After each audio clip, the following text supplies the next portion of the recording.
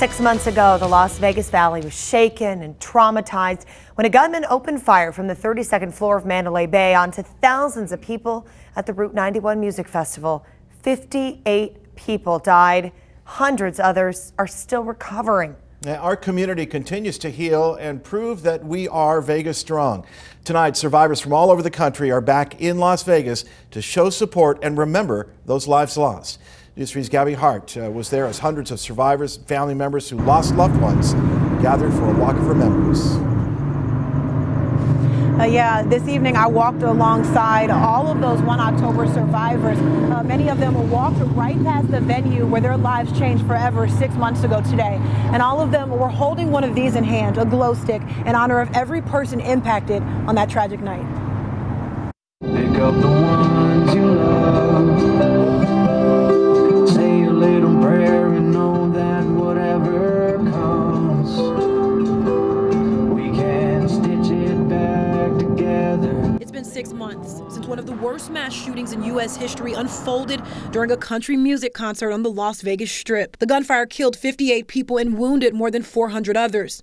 On Sunday, hundreds of survivors and family members of those killed gathered for a walk of remembrance, a walk that led them back to the place it all began. I had not been back to the venue and really walked it since October 1, and so much came back, and just wanting to see, what happened to us? Where were we? How did we get through? Majority of those walking held colorful glow sticks, but 58 others carried white glow sticks and a rose in honor of the 58 people who lost their lives that tragic night. Christopher Roybal. Jamie Lynn Gallegos says even though she made it out with only a minor injury to her foot, 6 months later, she still struggles to cope and wishes there were more answers. Because we don't understand. We will never have answers for why what happened, and that.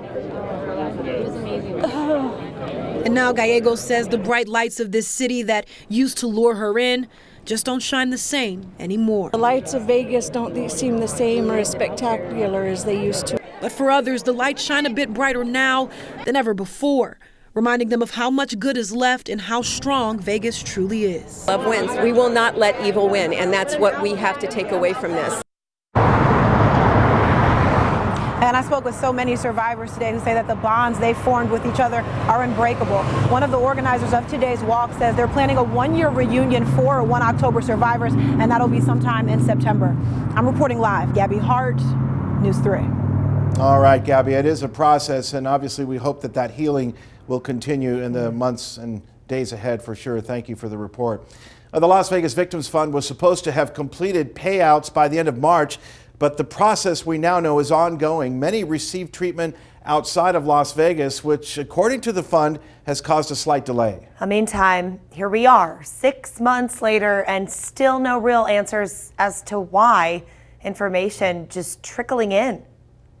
The loss of the ability to control everything because he was always the controlling brother. Bruce Paddock, one of the gunman's brothers, who's facing legal troubles of his own, says his brother cared only about himself. He remembers Stephen Paddock as a man who made millions in real estate ventures. But investigators have said Stephen Paddock, the gambler, had lost a large amount of money prior to the shooting. But that's much of the extent that they've made public. Mandalay Bay released this security video showing him walk suitcase after suitcase into the hotel, but Metro has yet to provide any new evidence, not fulfilling a single media request for records, including body camera footage, dispatch logs, and 911 calls. The only person charged in connection to the mass shooting is this man, Douglas Haig. I'm the guy that sold ammunition to Stephen Paddock.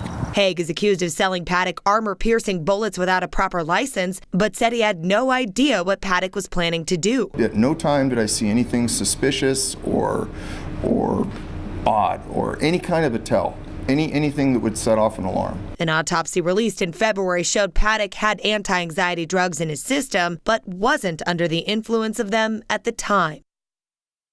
And News 3 has comprehensive coverage of the investigation online at news3lv.com. We continue to press for answers. We'll be back in court at the end of April, fighting to make this information public.